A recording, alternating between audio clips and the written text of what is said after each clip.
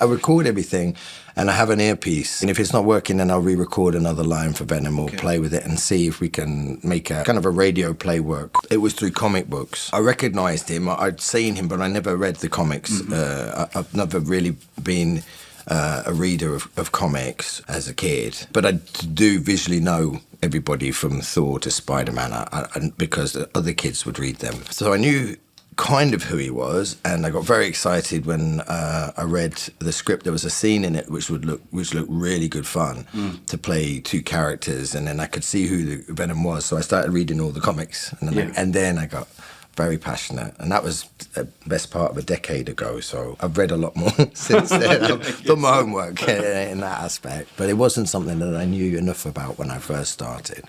What the hell are you? I am Venom. And you are mine. After they inquired and said, would you be interested? And they didn't offer it straight away. They were like, would you be interested? And I was like, yeah. So I read the script, and there was a scene in there where Eddie is trying to explain to Annie Weighing that he has a thing in him. Are you drunk? No, I broke into the Life Foundation. You did what? Yeah, but I think I may have been infected. Hey, he's burning Eddie, But it was a lot longer, that scene. It was about 5-6 pages long. And there's a three-way conversation between the alien, Annie, Eddie and Annie, the alien and Annie. And they were drunk, and it was good. It was just exciting. And I thought, this is crazy. It's like a farce, like a French farce. Comedy. Cassidy gonna give you the scoop, right? Wrong. What do you mean? Because you blow everything. Ah, okay, I see you were talking about Anne again. I miss her. But it's also somebody trying to be really serious at the same time, and it had a really great balance of complications and challenges as an actor to create two people.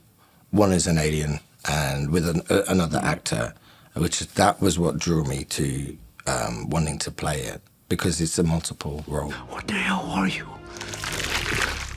We are Venom. I think throughout that the journey, it's manifested in lots of double acts. Ren and Stimpy, to the Sunshine Boys, The Odd Couple. There's a lot of double acts. That's Sonny and Cher. There's lots of double acts that you draw from. Me and my dog, of course.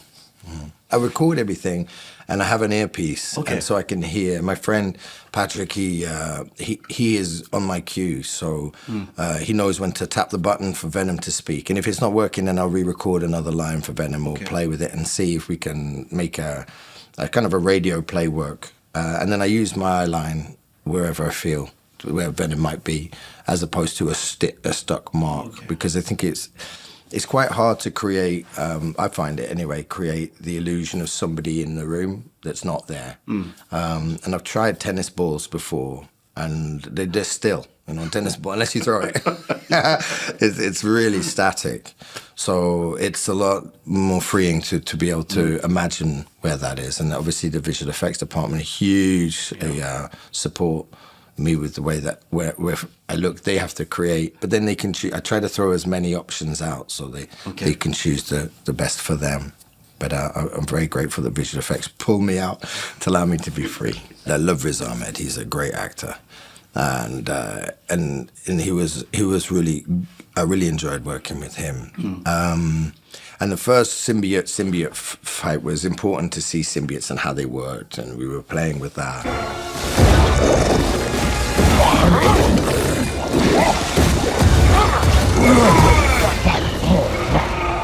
And when we took stock on the second movie, for me, obviously Toxin and Null are huge villains, or not villains. I don't think Toxin's necessarily a villain, but the big bad in some aspects, or the equivalent of what I would imagine is the Joker to Batman in a similar way. There you are. Death to you, father. No! But a bit more ruthless, I think, violently, right, is Carnage. So Carnage made sense to be the next villain, and I love Woody. Yeah. Woody is so good. Such a great actor and such a great guy. funny little guy, aren't you? No, with Andy Serkis, which was brilliant having him back, you know, after directing the second one. We really wanted to have an element of the Predator, you know, but a throwback, a kind of child's 80s throwback to the pleasure of the Predator.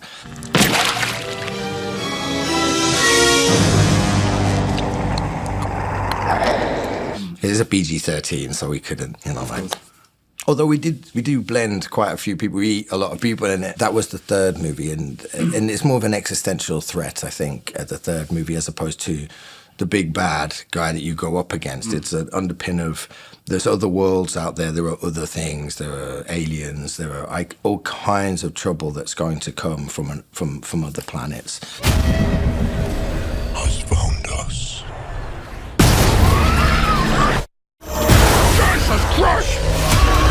For Eddie and Venom, beyond symbiotes who have an argument with them. Konbini!